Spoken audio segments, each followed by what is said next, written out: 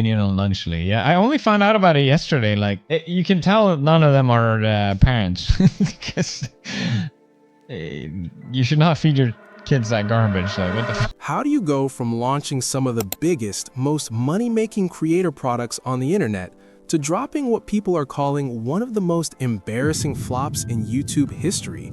Not just a quiet fail, but a full-on reputation crash that had YouTubers, parents, and even doctors calling it out within hours of launch.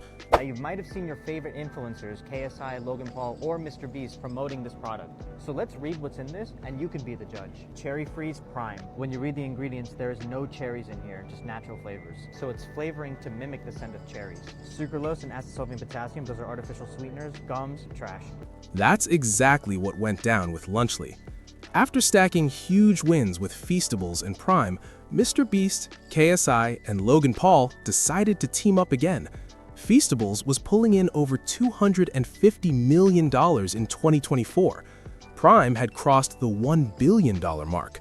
Their fan bases were massive, their hype unstoppable. So naturally, the next move? Take over lunchboxes. They targeted the $1.8 billion Lunchables market, promoting Lunchley as a better-for-you option. It sounded like another easy win, but instead of taking off, it tripped hard right out of the gate. Within hours, skepticism exploded online. Lunchley wasn't trending for sales, it was trending for backlash. Critics started digging into the nutrition labels and realized it was still a processed, shelf-stable meal, not exactly a healthy revolution. Then came one of the biggest names on YouTube, Dan TDM. He tweeted, "What happened to YouTubers? Man, I can't not say anything anymore. This is selling stuff for the sake of making money. How does this benefit their fans? This is selling crap to kids who don't know better. Do better." I couldn't be bothered to like fight. Like he loves the whole back and forth. That's what the whole boxing stuff's what he about. wants, Like I get it. yeah. I understand it.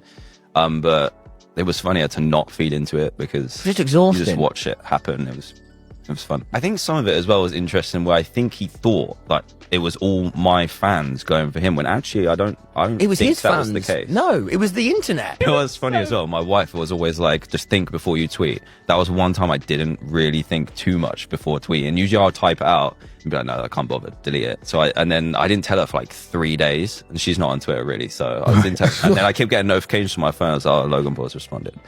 Jimmy's messaged you. KSI's responded. I was like, well, I'm gonna have to mention something now. She was like, oh, well, I agree with you, but maybe you should just not stoke the fire anymore. I was like, okay, that's fair. Just one of them moments I was like, oh no, it's actually getting out of hand. He wasn't speaking as a nutritionist, he was speaking as a dad, and that hit hard. Thousands agreed. Even PewDiePie subtly backed the criticism, while smaller YouTubers echoed the same message. Then came the medical voices. Dr. Mike, a licensed physician, broke down Lunchley's health claims. He admitted some things were technically better, but he said it still didn't meet USDA school lunch standards. And when you market to families and kids, wording matters. By then, this wasn't YouTube drama anymore, it was a public debate about marketing ethics. Then came the twist. Logan Paul himself admitted that selling healthy wasn't even the brand's main focus. That single confession changed everything. If health wasn't the goal, why build the entire campaign around it? That contradiction shattered what little trust was left. Because the whole thing with Lunchley was that it was marketed as a healthier version of Lunchables. Right. Yeah. Which I think that's where the biggest anger came from, that there's a claim being made that it's healthier, which is very limited if you're going to even say it's healthier. And when you put a claim that something is healthier, you're encouraging young people to want it more than other foods. And with how influential YouTubers are, that's what we are, we're influencers. There should be a little bit of integrity there where you're like, if I'm going to be influential, I got to make sure I tell the truth and then I'm guiding in the right direction. Before Dr. Mike could even follow up, another physician, Dr. Brian Sutter, jumped in. He called out Logan's marketing chart, the one highlighting electrolytes as a key advantage. He said, sodium getting rebranded as electrolytes will one day be studied in marketing textbooks. That quote went viral instantly. Dr. Sutter later explained that electrolytes matter, but mostly for athletes, not kids eating lunch kits. Adding the word doesn't make the food healthier, it just sounds impressive. At this point, the criticism wasn't coming from influencers, it was coming from professionals. The public perception flipped almost overnight. Normally, a brand in crisis would step back and fix the messaging, but instead, Logan and KSI doubled down. Critics were brushed off as clickbait and clout chasers. The tone turned from calm to confrontational. To his credit, MrBeast handled things more carefully.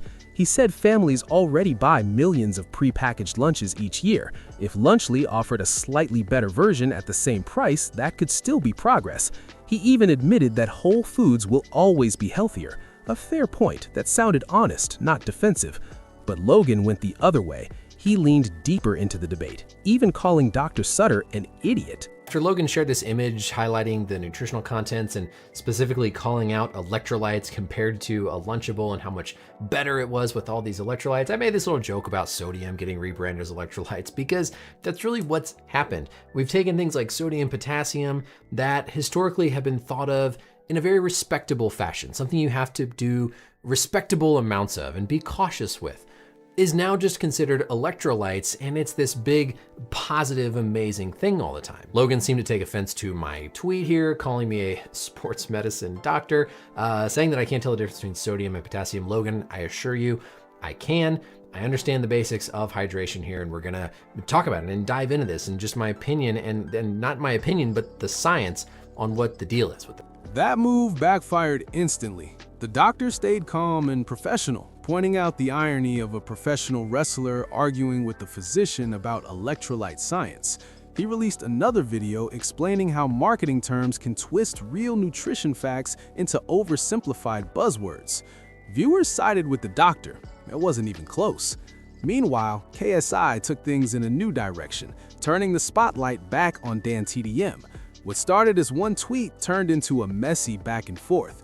KSI mocked Dan's old merch and sponsors, not realizing he'd worked with some of those same brands himself. Fans caught the irony immediately. Suddenly, the story wasn't about the product anymore. It was full-blown creator drama. Screenshots, old clips, petty exchanges. The food became background noise. Is with his kid, about him living life, I'm happy for him. But, you know, I'm a fighter, so when someone comes at me, I'm gonna go at them hard, 10 times, 20 times, 30 times harder. I just think it's ridiculous. It's like, bro, no, honestly, it's like a boxing match. It's like me and you going in a boxing match, you calling my mom ugly and fat, and then peacing out and going back home. Like, where are you going? Wait, he called your mom ugly and fat? No, he did not. I'm giving you just enough. Oh my God, I'm not, it's not for real, bro. Dude, do you have like steroid rage? Like, why are you so mad? Holy fuck. What you mean? Why am I so mad? Have you seen what I've been going through? Okay, these but past few fucking days. I'm not mad. I'm not them. Makes me happy releasing my music, and then I've got people trolling online repeatedly, and there's nothing I can do. Then, to stir things up even more, Kai Cenat announced a McDonald's collaboration. KSI and others called out the hypocrisy, asking why people bash Lunchley but celebrate fast food. Even FaZe Banks chimed in, calling the outrage selective. But viewers pushed back hard. They said a McDonald's collab doesn't pretend to be healthy. Lunchley did, and that's what made it different. Just when things couldn't get worse, they did. One of Lunchley's biggest claims was real cheese, proudly compared to competitors that used cheese product. But then, customers started posting videos showing visible mold inside unopened boxes. The first viral clip came from Rosanna Pansino. She opened a sealed pack on camera, and right there, unedited, was mold on the cheese. I was shooting a video comparing Lunchley to Lunchables, and I opened the first package, which was supposed to be good until December 8th, 2024, and we just got this one. This was fresh from the store this morning, and there is a ton of mold in there. I honestly wasn't expecting that. I was thinking that, maybe they would taste pretty similar, just, not have that best or better for you ingredients, and I was going to go over nutritional facts and things, but this is really concerning, so I just am pausing from filming just to take a little break to show this. The internet exploded. She posted the video with a sarcastic caption, "Just opened my first Lunchley ever. So much. What flavor of mold did you guys get?" Then she followed up seriously. Please be careful, everyone. This is not safe and not okay, especially for children. That hit hard. Some questioned her motives since she'd criticized MrBeast before, but others said it doesn't matter. Mold is mold. Then more creators tested it live. Spicy Cow opened one on stream. Mold. BMC tried another. Same thing. Multiple unopened packs, same issue. Soon, the FDA confirmed it had received complaints, even reports of people feeling sick after eating Lunchley. Now, this wasn't influencer drama anymore. This was public safety concern. To be fair, food spoilage doesn't always mean negligence. Storage and shipping can cause problems too. Even MrBeast suggested that distribution issues might be to blame. But what really hurt the brand was the tone. When the backlash was peaking, Logan and KSI joked about it on their podcast. They laughed, brushed it off, and Logan even mocked Rosanna's name while discussing it. For a product aimed at families, that came off as tone-deaf. People wanted accountability, not sarcasm. Soon, rumors of a recall started spreading. Logan and the FDA later clarified that no recall was issued, but the damage was done. When customers start buying your product just to see if the rumors are true, that's not curiosity, that's distrust, and the numbers proved it. Unlike Prime or Feastables, there were no sold outposts, no big sales celebrations, just silence. And in this space, silence speaks volumes. By all visible measures, Lunchley underperformed. No major sales spikes, no viral success, just controversy. But this flop didn't come out of nowhere. Prime was already facing sales declines in 2025, especially in the UK, where regulators were investigating caffeine levels and labeling. MrBeast Burger had already fallen apart after customer complaints and lawsuits. There's a clear pattern here. These creators are brilliant at launching hype, but keeping public trust in the long run? That's the challenge. In food and beverage, it's not about the viral moment. It's about consistency, transparency, and honesty. And timing made things worse. When Lunchley launched, both MrBeast and Logan Paul were already dealing with other controversies. Public sentiment wasn't on their side.